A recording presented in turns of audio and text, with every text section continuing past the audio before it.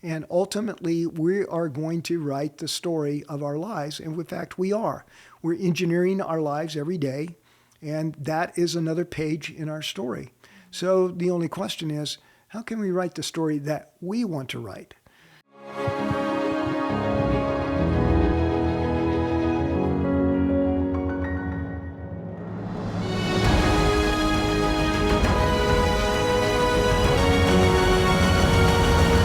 Welcome back. This is part 2 of chapter 8. We have Dr. Gray Otis here with us tonight. My name is Aurora Nino. We're going to dive in.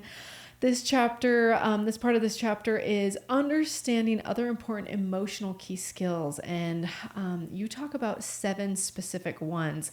I'm going to highlight those really quick, and then we're going to dive deep into each one of those. So the first key skill is accurate and constructive self-assessing. The second one is taking responsibility. The third one is describing behaviors instead of applying labels. The fourth one is exercising empathy. The fifth one is appreciating each person. The sixth one is creating our mutual best interests. And the last and 7th one is deeply connecting. Can you start us off on the very first one? Yeah, these are what we call, again, key skills. In other words, we think that they're vital for people to have these skills and develop them so that they can live more worthwhile, satisfying lives.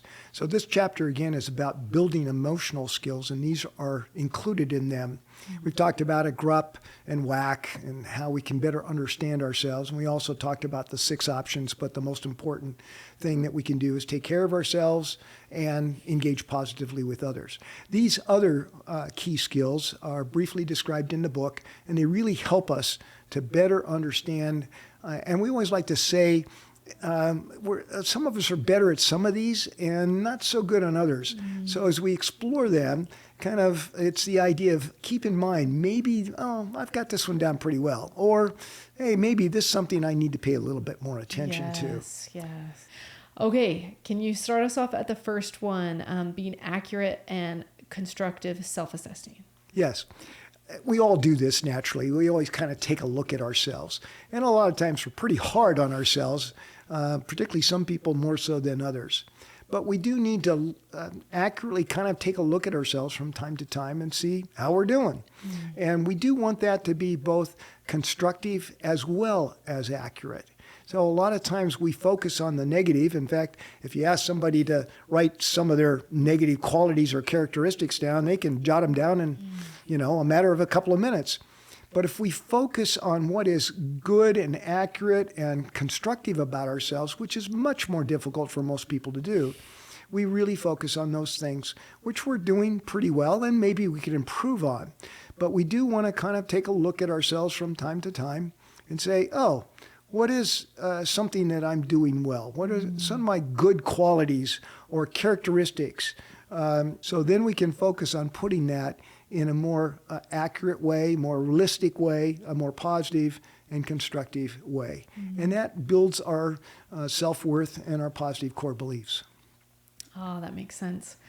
Okay, let's go into skill number 2, taking responsibility. This is an important one because, and some people do this very well naturally. In fact, they almost take on too much responsibility. But if we're in the mode of sometimes blaming people or side-skirting things or putting spin on stuff, it means that we're not taking ownership for our lives. And we really need to make sure that, for example, if we made a mistake, it's not the end of the world. Yeah. Hopefully we learn from it. If we've done something that has impacted somebody else, we want to make amends and apologize if it's appropriate, and most of the time it is. And then we want to say, okay, I've learned something from this, but I'm going to take ownership for us. Mm-hmm. And this is so vital. We don't need to take responsibility for anybody else, but we certainly do have to take responsibility for ourselves. I feel like that's not something that is taught very well. Even all growing up, helping kids understand, even, I would say, even in an argument with siblings, I try to ask my kids, okay, own it. Like, what part of this did you cause? What part of this do you have responsibility of? So it's not just the blame game, right? Of like, but this person did this to me. It's like, okay, but did you provoke them in any sort of way? And most of the time it is yes, they did. So I love that, really taking that responsibility. Absolutely. Okay. Next key skill is describing behaviors instead of using labels. This is a good one. It really is. And it seems like lately we're seeing a lot more labels thrown around. Yes. One of my favorite one is, he's such a jerk. Or, she's so dumb. Dumb blonde, excuse me. Yeah. Oh, it's one commonly used. Yeah. And it's easy. We throw these labels around like they're no big deal, but they are. First off, they're hurtful to others. Mm-hmm. And oddly enough, they're pretty hurtful to ourselves. I worked for a number of years with folks that were recovering from drug and alcohol recovery, and I found something very interesting. They used an awful lot of labels to describe others. Really? Like Yeah. more so than other people? I think so. Interesting. Although a lot of us use a lot of labels. Sure. And you do see it in a lot of different contexts. Really, most of the labels are really inaccurate. So, for example, oh, she's so mean. Well, no, she's not a mean person. She just sometimes acts inappropriately. But that doesn't describe all of who she is. And that's the problem with labels. We throw them out at individuals as if this is who they are. This is the core of their being. It's like, Yeah. no, they may have acted, like you said, they may have acted poorly, but that doesn't mean they're a horrible person. Yeah. Yeah. And we do that to categorize people, but it's like putting people in boxes. And that's not unfair. That's not fair, and it's not accurate. And so we need to really allow people to be who they are. And yes, it's appropriate to describe behaviors. So, yeah, sometimes we do act mean, or sometimes we are kind of a little bit dumb for a few minutes. Right. But it doesn't describe who we are. The one I love is, yeah, sometimes he acts jerkishly. But that's not who he is. Yeah, so you're trying to separate the action from the person themselves. Yeah. Describing the behavior, not the person, as if this is who they are and all that they are. The other thing that I find really important with labels, and again, going back to my work with folks that were in recovery, as they labeled others, they most commonly also very frequently labeled themselves.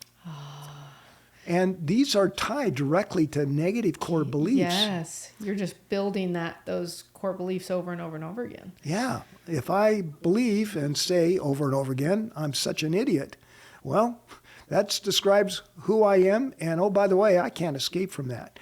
But if we say more accurately, sometimes I act pretty idiotically. Well, who hasn't? Right, right. But does that mean that we're an idiot? No, it just means that we could have made maybe a better choice, and maybe we can learn from that and move on. And by the way, people that make poor choices, learn from them. Well, as far as I'm concerned, they're pretty smart. Right. If you're willing to learn from them, you become smarter and smarter and smarter. Exactly. Right? And how important would this be to teach this concept? Because like you said, so many people, will just, someone cuts them off and it's like, oh, what a jerk, like you said.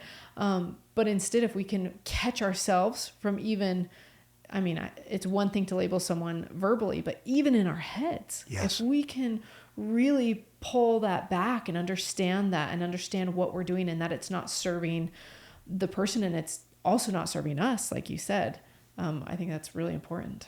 It really can make a huge difference, not only in terms of not applying those labels to others or ourselves, but also a person that doesn't label is now seeing themselves more accurately and constructively, and again, adding to or strengthening their own positive core beliefs. Funny how this works. Yeah, it all seems to tie in together, which is really neat. Okay, our next key skill is exercising empathy. And we've talked about empathy a number of times. I won't spend a whole lot of time on it, but to the degree that I or you or anybody is more empathetic, we just can't help but kind of almost emotionally pat ourselves on the back for being a caring individual. You could really say if we don't care, it's because we don't empathize. And so if we want to see ourselves as a caring individual, we'll constantly kind of practice this idea of, instead of focusing on what I'm going to say next in response to what you've said, but to kind of say, oh, what you said sounds interesting. Tell me more.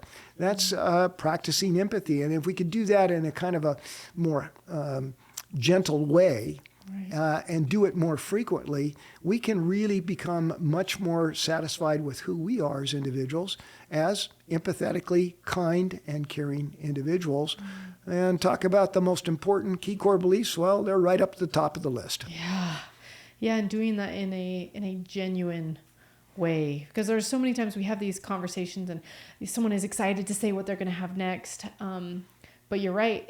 When a person is asked, oh, can you tell me more about that? Like, that must have been so hard for you to go through, or that seemed like such an exciting experience. Then what happened? When you're wanting to just learn about that person instead of, I have something to say and I need you to hear it. That those are two Exactly. very different ways to approach conversations. As I like to say, we can either be in ourselves or with another. Empathy is when we're with another. Wow. It sounds like the antithesis of selfishness. Yeah, very often is exactly the antithesis of being so self-absorbed that we can't see anything other than what we're going to say next. Right. Okay, can you go into the three really quick characteristics of someone being able to feel empathy, of the hear, understand, and accept? Yeah, I love acronyms, as you already know. So this is the HUA acronym. Yeah, and it stands for hear, understand, and accept. When you think about it, this is what we all want. We want somebody to really hear us, Yes. try to understand us, and then do it in an atmosphere of accepting. So there's no judgment or hoops to jump through or recommendations to give, that we're just being heard. It's interesting that guys are kind of more fix-its, and so they will hear, try to understand, and then let's fix it. Let's fix it. It's more common with women that they don't need any fixing. In fact, two women can talk about problems for, minutes or hours. And no one's offering advice. They're just listening to the other person, trying to understand them and accept them so that the other person can come up with their own solutions and ideas as to what to do. So it's really important. And I love the idea of the grandparent.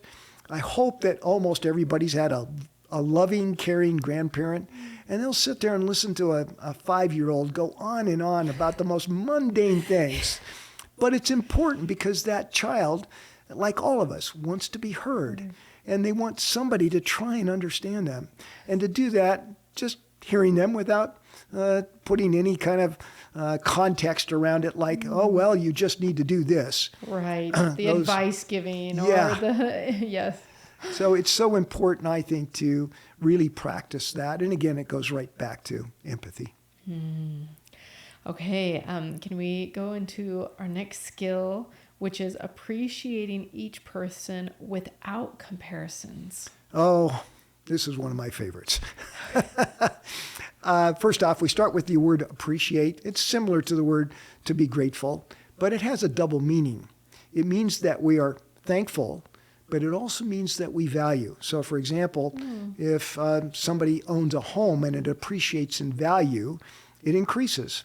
And so if we really appreciate somebody, we're trying to really kind of see them as they are and to recognize that and to really value them, to be grateful for them as a person, an individual with their own ideas and perspectives and gifts and talents. And it's so wonderful to actively practice appreciation, gratitude, if you will, so that we can really value each person for who they are as a unique individual. There's never been anybody like them before, never will be again. And so that is so crucial. But what we commonly do is jump into comparisons. Yes. And that causes a lot of problems. And so we've talked in the past about the fact that sometimes when we're comparing ourselves with others, we think that we're either better than they are or they're better than we are. Right. It really doesn't do anybody any good. And comparisons lead to judgment. And that is what we call sometimes the ladder of pride. I'm either up the ladder looking down at somebody or down the ladder looking up. Yeah. And neither one of them work. As somebody said many years to me, get off the stinking ladder. And life is so much more enjoyable that way. It really there's is. something so humanly innate to do this, and yet we don't have to. No. We do not have to compare ourselves to anybody else. So I like to say it's all right to hear what everybody's doing on Facebook or what somebody's talking about, all of their wonderful achievements. And that's great. Let's appreciate that. Yes. But let's not get into the business of comparing ourselves with others in any way, shape, or form. And when we do, to back out of it and just go back to, hey, she's a pretty sharp person. How wonderful that she has these amazing abilities. Yes. And then can we be genuine in that, be genuinely happy for another person Right. instead of sad that we don't have that same opportunity, right? Exactly right. Sincere, authentic, genuine. Wow. Okay. The next one is creating our mutual best interests. I love this concept. And it just simply means that a lot of times we're going to disagree with our friends or our partners, and that's okay. There are opportunities to figure out what can we do that will work for both of us in our best interest and also the other person's best interest. It's really got to work for ourselves, but we want it to really work for the other. And when we do that, we're in this mode of kind of like teamwork and Yes. cooperation. And golly, you feel good. I mean, crying out loud, that's why we play team sports. We want to work with others to create a really wonderful, winning outcome. And when we do this, we're looking for our mutual best interest. Can you imagine a basketball team that everybody's in it just for themselves? Every person on the team is just playing. Yeah. And would anybody want to play on that team? I don't think I would. Yeah. Or any other team, like a team at work, or, for example, a family team or a couples team. Yes. We want them to have the opportunity to really enjoy working with each other and coming up with ideas that will work. And so again, we're kind of going back a little bit to empathy, but it's this idea of, hey, this is what I think might work. What do you think? Well, that's something worth considering, but I kind of think maybe we ought to consider this. Would that work for you? Yeah, I think that would work for me, but maybe we could tweak it just a little bit. Yes. And You're trying to find that solution, that win-win. Yeah, exactly right. And when it really is a win-win, it is in our mutual best interest.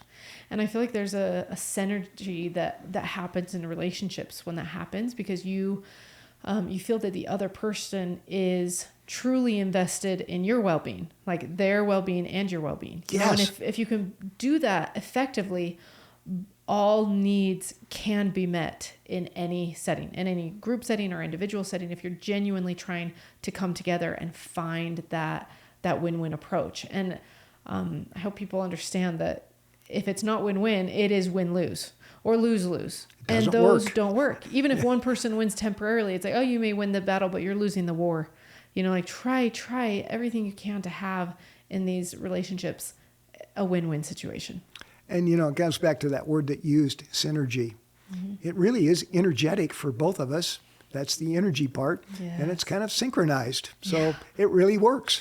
It really works. And you can't help feel but good about that. Right. And especially if you don't feel like someone's trying to take advantage of you or get just what they want because they're, being selfish in that regard. If you can really try to genuinely care about the other person's needs, things just work so much better in relationships. It really flows.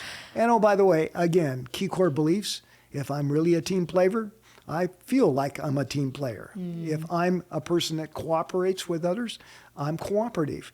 All of these play back to positive core beliefs. Okay, and the very last one is deeply connecting. Yes, and that just simply means that we're really connecting with somebody or a lot of people.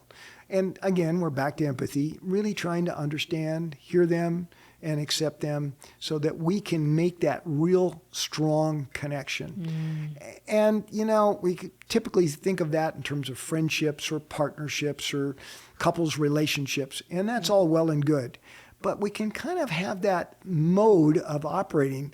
We can go through a checkout stand and have a wonderful connection with that person. It may not be a lifelong, in fact, we may never see them again. Right. But we have this sense that we're connecting with others. And that gives them the opportunity, they don't have to do it, but that gives them the opportunity to connect with us. The more we do it in these kind of, tenuous, short-term, Right. momentary relationships, the more we're likely to actually practice that so that we really do feel connected, particularly to the people that are most important in our lives. And that deep connection, again, reaffirms that we are worthy to be loved and to love. And that's the most important key core belief. Yes. And how important, like you said, I haven't even thought about, when I was thinking, deeply connecting, I wasn't thinking about a person at a checkout stand, right? But what a difference it makes just making eye contact with someone and asking them a genuine question. Not, oh, how's your day? Like, oh, how's your day? Or, how are you doing? Or whatever. And most people are, oh, it's fine, good, whatever.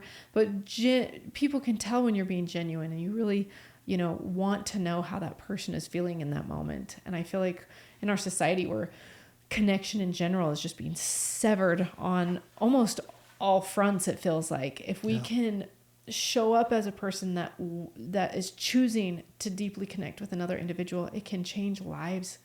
It can change the world we live in. Makes a difference. I can remember running into a gentleman many, many years ago, and he was just glowing with a smile and a little bit of an interaction with me. And I stopped and talked to him about it. And he said, it takes up fewer muscles to smile than it does to frown. So why not just smile? Why not just smile? But, that was a momentary connection. I'll never see that individual again. But it has, just as you said, a lasting impact. And if we accumulate those over time, we just can't help but feel that we are in a connected way with others. World. Wow. Okay, so another question that we have on this topic is, how will we write the story of our lives? Can you go into this and what agency we have in doing this? Well, we've been talking about emotional skill building throughout this chapter. And really what we're talking about is creating more positive interactions with others. And in a very real sense, we're taking better care of ourselves. And ultimately, we are going to write the story of our lives. And in fact, we are. We're engineering our lives every day. And that is another page in our story. So the only question is, how can we write the story that we want to write? Yes. A lot of times people feel like they've been trapped into certain circumstances, or they've been traumatized, or they've been in other ways just manipulated or used in inappropriate ways.